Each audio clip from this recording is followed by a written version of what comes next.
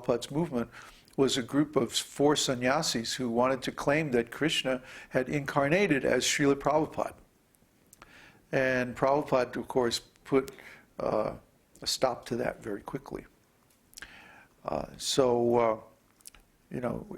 not a good thing to speculate or guess about who is the incarnation of the Lord. We have to take it from the scriptures. Then everything will be very clear, and we won't have this particular anartha of being an illusion about who is the supreme absolute truth. The next anartha,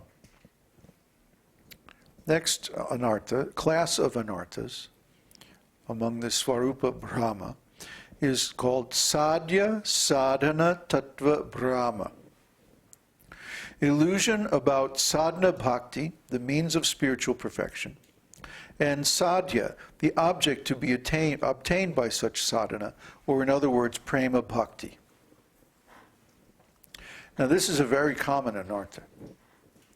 It's very common because, as we have discussed many times, most devotees do not have an adequate, clear, or perfect or complete understanding of the process of sadhana bhakti itself. That's why we're presenting this whole series.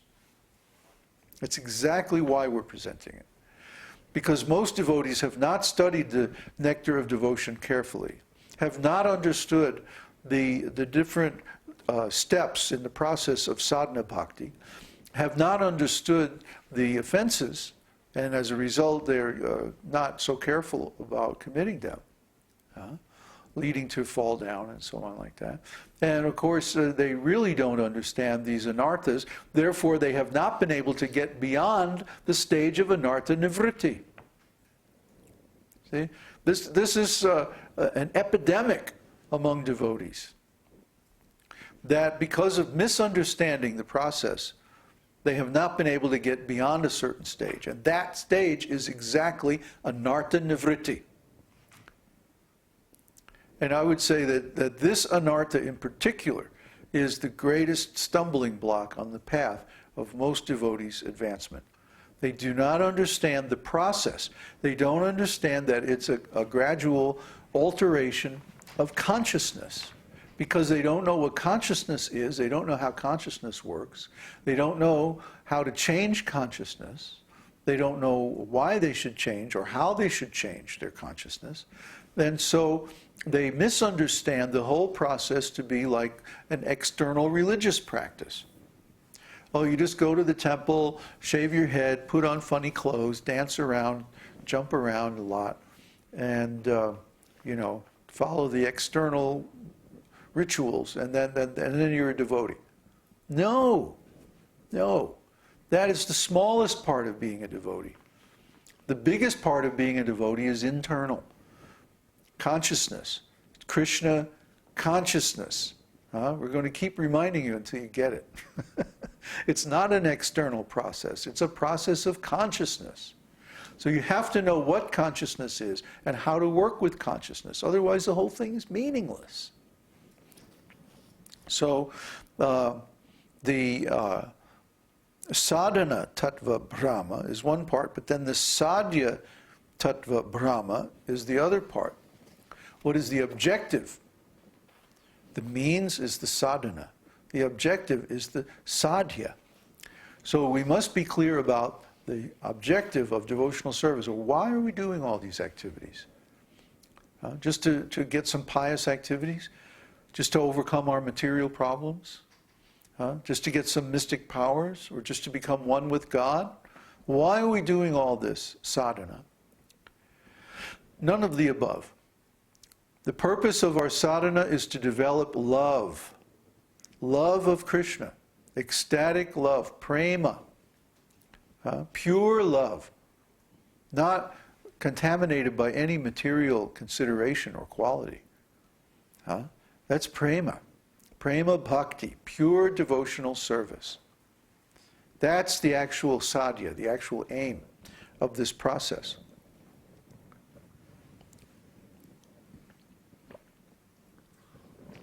If we misunderstand the aim,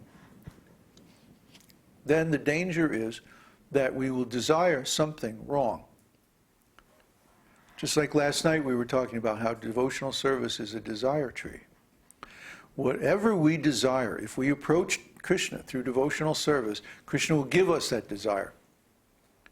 And if we desire something other than prema bhakti, we'll get that, but we won't get prema. The example is Dhruva Maharaj. Dhruva Maharaj was cheated out of his father's kingdom. And so he decided to approach the Lord for relief. So he sat down and he started doing sadhana with the desire. Of course, he was only a five-year-old boy. So what can you expect? But still, he sat down with the desire to attain his father's kingdom. And he performed devotional service, and he finally saw the Lord face to face. So then the Lord said, I give you the benediction that you will attain your father's kingdom. And he said, no, actually I don't want that. I thought in the beginning that was a good idea. But now seeing you, that seems like just ordinary stones next to a valuable jewel. So I don't want this anymore. I just want you. I want your devotional service. And the Lord informed Dhruva Maharaj, well, you sat down and you did devotional service with this strong desire. So I have to award the result. I have to award this benediction because that's what you asked for while doing the process of devotional service. You see? The process of devotional service is infallible. So whatever you ask for, you will get. The trick is not to ask for something that's impermanent. Not to ask for something material, but to ask for the highest thing, which is pure love of Krishna, pure devotional service, prema bhakti. We have to have this concept firmly in mind.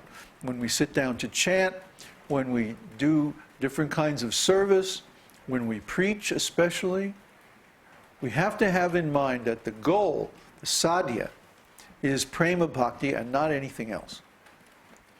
To the extent that we deviate from this, we cheat ourselves and we cheat the people that we're preaching to by giving them some wrong conception of devotional service. So this is if we do this, this is an anartha. Finally, Maya Tattva Brahma. Illusion about the Lord's external energy, Maya. And what is the illusion about that? Well, there's so many illusions we can have about it. First of all, we can think that it's very nice. Maya is not very nice. Because Maya is temporary, or at least the manifestation of Maya. Maya herself is eternal, because all the Lord's potencies are completely spiritual. So the potency of Maya, the external energy, is eternal and spiritual, but the manifestation of Maya is temporary and material. So we don't want this. We want the Lord's internal energy. Yoga Maya. The external energy is Mahamaya, the great illusion. The internal energy is Yoga Maya, or illusion in relationship with the Lord. Now, why is it called illusion? Because in the relationship in the spiritual world, the Lord becomes the master, or he becomes the friend, or the son, or the lover of the devotee. Now, is the Lord actually the son or lover of the devotee? No. The Lord is the Supreme Personality of Godhead at all times. But out of love for his devotee, he assumes the role of the devotee's friend, lover, son, and so on. You see? So this is an illusion. But it's an illusion in relationship with the Lord, which is yoga. Yoga means to have our consciousness in relation with the Supreme Consciousness. So when we are in relationship with the Lord, this is yoga. Yoga Maya. In a sense, it's an illusion, but because it's eternal, it's real. So that's the kind of relationship we want, not Mahamaya relationship. Mahamaya always means temporary. We don't want that kind of relationship.